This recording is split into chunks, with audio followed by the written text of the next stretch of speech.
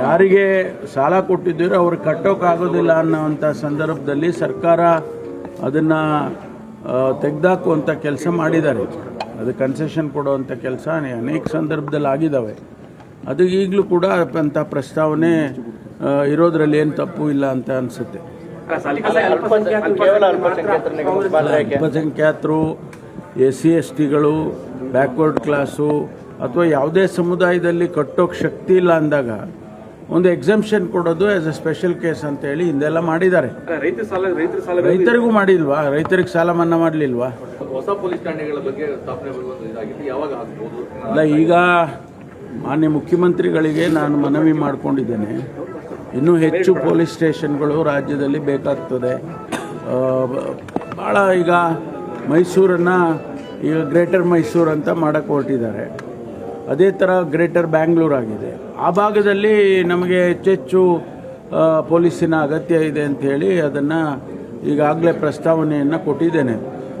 ಬಡ್ಜೆಟ್ನಲ್ಲಿ ಎಷ್ಟು ಪೊಲೀಸ್ ಸ್ಟೇಷನ್ಗಳನ್ನು ಕೊಡ್ತಾರೆ, ಅದರ ಮೇಲೆ ಹೊಸ ಪೊಲೀಸ್ ಸ್ಟೇಷನ್ಗಳನ್ನು, ಟ್ರಾಫಿಕ್ ಪೊಲೀಸ್ ಸ್ಟೇಷನ್ ಬೇಕಾಗುತ್ತೆ, ಮಹಿಳಾ ಪೊಲೀಸ್ ಸ್ಟೇಷನ್ ಬೇಕಾಗುತ್ತೆ.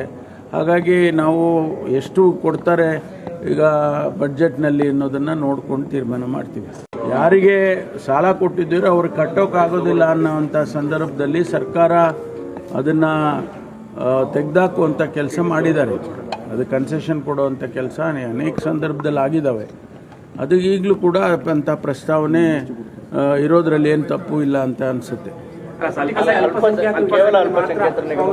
ಅಲ್ಪಸಂಖ್ಯಾತರು, SC/STಗಳು, ಬ್ಯಾಕ್ವರ್ಡ್ ಕ್ಲಾಸು ಅಥವಾ ಯಾವುದೇ ಸಮುದಾಯದಲ್ಲಿ ಕಟ್ಟೋಕ್ಕೆ ಶಕ್ತಿ ಇಲ್ಲ ಅಂದಾಗ ಒಂದು ಎಕ್ಸಂಪ್ಷನ್ ಕೊಡೋದು ಆಸ್ ಎ ಸ್ಪೆಷಲ್ ಕೇಸ್ ಅಂತ ಹೇಳಿ ಹಿಂದೆಲ್ಲ ಮಾಡಿದ್ದಾರೆ.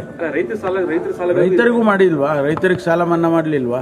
ಹೊಸ ಪೊಲೀಸ್ ಠಾಣೆಗಳ ಬಗ್ಗೆ ಸ್ಥಾಪನೆ ಯಾವಾಗ ಆಗ್ಬೋದು? ಅಲ್ಲ, ಈಗ ಮಾನ್ಯ ಮುಖ್ಯಮಂತ್ರಿಗಳಿಗೆ ನಾನು ಮನವಿ ಮಾಡಿಕೊಂಡಿದ್ದೇನೆ.